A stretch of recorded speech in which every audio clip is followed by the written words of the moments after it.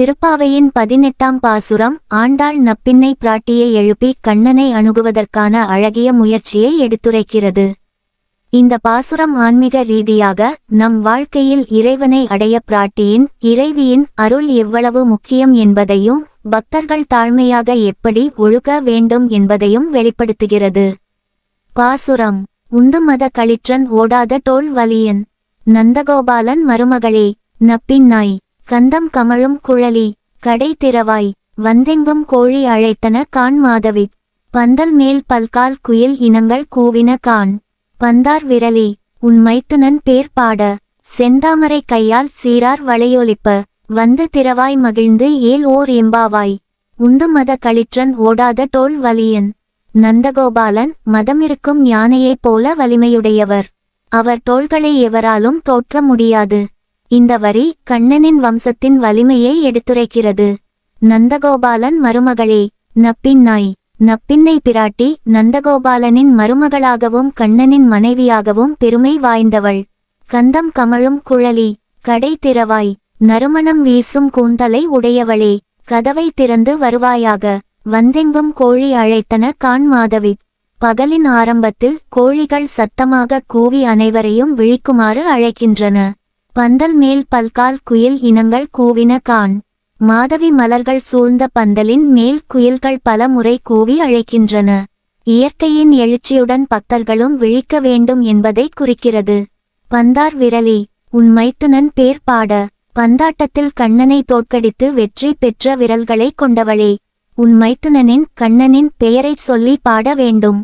செந்தாமரை கையால் சீரார் வளையொலிப்ப, செந்தாமரை போன்ற அழகிய கைகளை உடையவளே, வளையலின் இசையை எழுப்பவாறு கதவை திறந்துவிடு. வந்து திறவாய் மகிழ்ந்து ஏல் ஓர் எம்பாவாய், மகிழ்ச்சியுடன் கதவை திறந்து வந்து புண்ணியம் செய்ய அருள் புரிவாயாக. இந்த பாசுரம் தாங்கள் கதவை திறந்து அருள் புரிய வேண்டுமென நப்பின்னையை பிரார்த்திக்கிறது. பக்தர்கள் தங்கள் தாழ்மையையும் இறைவனை அடைய பிராட்டியின் இறைவியின் பங்களிப்பை உணர்த்தும் விதமாக பாசுரம் அமைக்கப்பட்டுள்ளது. திருப்பாவையில் ஆண்டாள் நப்பின்னை என்ற தாயாரை மிகவும் சிறப்பாக புகழ்ந்து கண்ணனை எழுப்புவதற்கான முதல் படியாக எண்ணுகிறாள். நப்பின்னை பிராட்டி கண்ணனின் மனைவியாகவும் பிராட்டியாகவும் கருதப்படுகிறது. இங்கு நப்பின்னை வழியாக கண்ணனை அணுகுவது பக்தியின் வழியில் தாழ்மையாக இறைவனை அடைய வேண்டும் என்பதை காட்டுகிறது. இறைவனின் அருள் பெற பிராட்டியின் அருள் மிக முக்கியம். நப்பின்னையை எழுப்பி அவரின் கையால் கதவை திறக்கச் சொல்லுவது பிராட்டியின் அருளே இறைவனை அடைய வழிகாட்டியாக இருக்கிறதென்பதை விளக்குகிறது. பக்தர்கள் தங்கள் அகம்பாவத்தை தவிர்த்து தாழ்மையுடன் பிரார்த்திக்க வேண்டும் என்பதை கற்றுத் தருகிறது. இந்த பாசுரத்தில் அதிகாலை நேரத்தின் இயற்கை எழுச்சியை மிகவும் அழகாக குறிப்பிடுகிறது. கோழி அழைத்தன காண் என்பது பகலின் ஆரம்பத்தில் உயிர்களும் இயற்கையும் விழிப்பதை குறிக்கிறது. குயில் இனங்கள் கூவின என்பதன் மூலம் இயற்கையின் இசைமயமான அழைப்பு எடுத்துரைக்கப்படுகிறது. மாதவி மலர்களின் வாசம் மற்றும் பந்தல் சூழ்ந்த காட்சியால் பக்தர்கள் இறைவனை நினைக்கும் சூழலை உருவாக்குகிறது. இறைவனை அடைய பிராட்டியின் பங்கு. நப்பின்னையை எழுப்பும் வழியாக ஆண்டாள் பிராட்டியின் அருளை அடைந்தால் மட்டுமே இறைவனை அடைய முடியும் என்ற உண்மையை எடுத்துரைக்கிறார். பக்தியின் தாழ்மையும் பொறுமையும். ஆண்டாள் பக்தர்களுக்கு தாழ்மையாக இருந்தால் மட்டுமே இறைவனை அடைய முடியும் என்பதை அறிவுறுத்துகிறார்.